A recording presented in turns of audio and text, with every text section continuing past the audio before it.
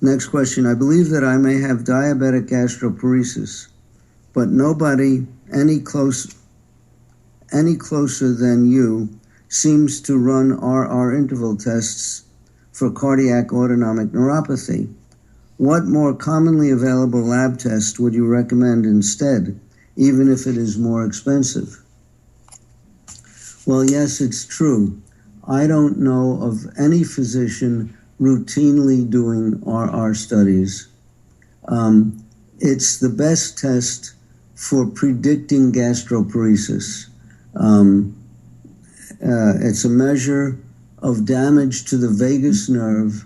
The vagus nerve is responsible for slowing the heart when you exhale, and it's responsible for digestion and stomach emptying.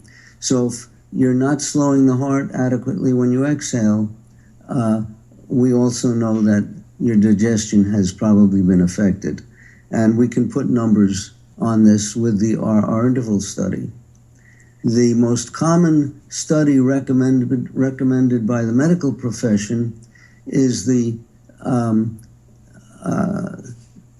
gamma ray camera or technetium scan, where they have you swallow some radioactive eggs or chopped liver, and they take gamma ray pictures of your gastrointestinal system, especially your stomach, over a period of hours, and see how fast you digest the meal.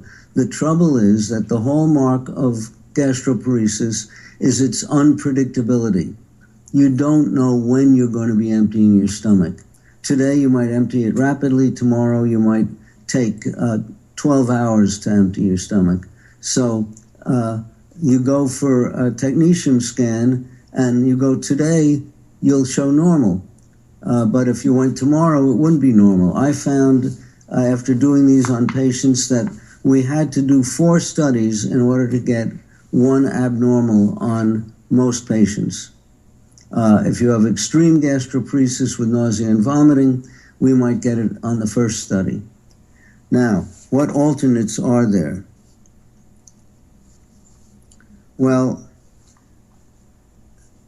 I get clues just by looking at blood sugars. If a patient is following the regimen of my book, Diabetes Solution, and would therefore otherwise have normal blood sugars around the clock, and on some nights they have dinner, blood sugar goes low after dinner, and then is very high the next morning, that tells me that they probably did not promptly digest their dinner. We're talking about type 1 diabetics now.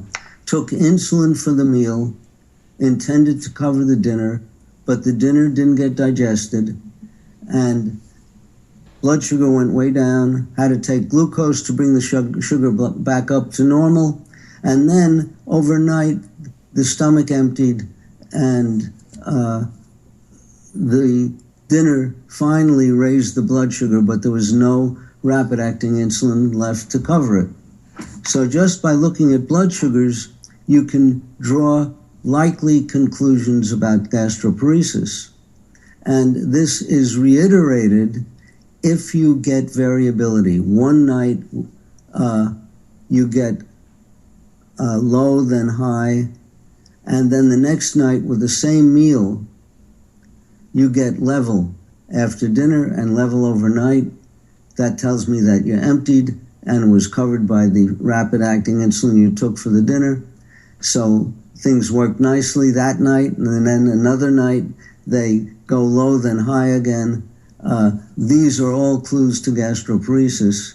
And of course, there could be other digestive problems than gastroparesis. There are many that may exist, but in diabetics, the most common thing is gastroparesis. In fact, in my experience, virtually 100% of new type 1 patients whom I see after they've had diabetes for 5 years have gastroparesis, and we spot it on the RR study. In fact, I spot it on the RR study for type 2 diabetics too after 5 years. But because they're making their own insulin, they may not show the extreme blood sugar patterns. So the only alternate to an RR study that I can think of is looking at blood sugars.